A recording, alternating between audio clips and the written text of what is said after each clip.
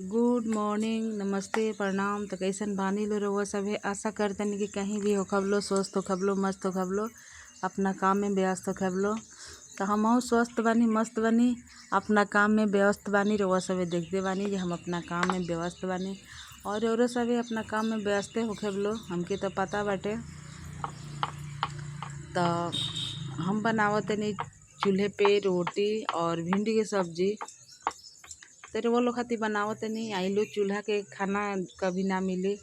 जे गांव देहात में बा ओकरा खातिर तो बहुत बढ़िया बा, लेकिन जे शहर में जाके बसल बाटे तो चूल्हा के खाना ना मिली।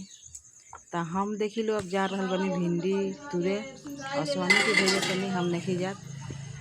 तो सब्जी में कुछ बाटे ना, खाली आलू बाटे। तो आलू में मेरावनी कुछ नहीं खे। तो देखी लो हम आसमानी के भेजले बानी भिंडी तुरे खातिर। जीजा भिंडी तुर के ले आवा कोला में से। तो ऐसे तो आलू बहुत बाटे, लेकिन खाली आलू के सब्जी केहू ना खाई। तो आलू तो हमने के बहुत ज़्यादा होखे करेला, तो कुछ मेरावनी जरूरी हटे। तो देखी लोगिन गइल बड़न खेत में, बहुत सारा फरारी पापा जी लगैले बनी। देखी लोगिन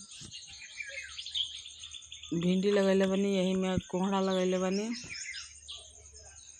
और यही में बैगन भी लगैले बनी।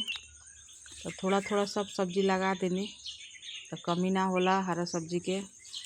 हरा सब्जी किनाला नहीं है, लगा देनी। तो देखी लोगी ना बसवानी तुरंत तरह भिंडी फरल बटे, कितना अच्छा अच्छा,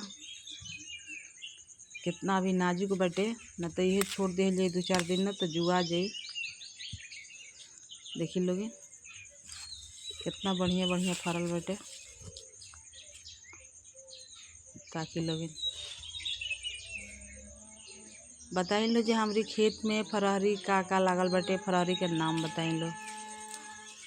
देखी लोग इन्हें रे कितना अच्छा भिंडी फरल बटे। इनका से बुझाता तुड़तो नहीं खे, टूटत नहीं खे बुझाता। देखी लोग ये सब कोहड़ा हटे। थोड़ा थोड़ा सब फरहरी लगावे नहीं, केनवाही करे नहीं लो शुरू से थोड़ा बहुत। हमने किया था फरहरी बोआला, लेकिन बंदर ना छोड़ेला लो। बंदर बहुत ज़्यादा बाटे लो। तो बंदर लो से आटेला तब कोई खाला, ना आटी तो कोई ना खाई।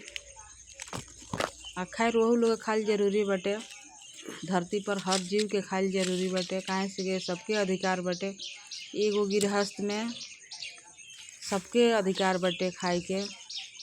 ई नहीं खे जे खेती करत उहे खाई, सभे खाई, सबके अधिकार बा। जौन भी जीव बाटे धरती पर सबके अधिकार बाटे खाए के। तो देखी लेकिन तुर के भुइयाँ रख रहा बड़ा मिट्टी में। अब सब तुर के इकट्ठा करके लेके तब यहाँ देखी लेकिन हाउ लीची हटे, हमारे घर के बगल वाला बोले बनी। और देखी साड़ी से रुनहल बटे। देखी लोगी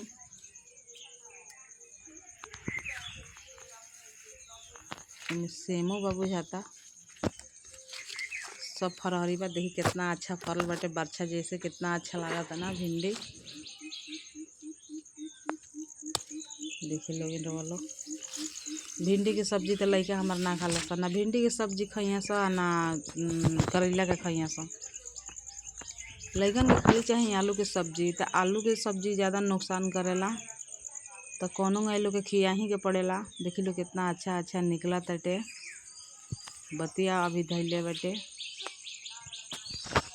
तब बना के निकल जाला। हरा सब्जी किने के ना पड़ेला, काहे से कि केनवाही पापा जी कह देनी, थोड़ा बहुत सब चीज़ बो देनी और पानी से पटावत रहेनी हरदम।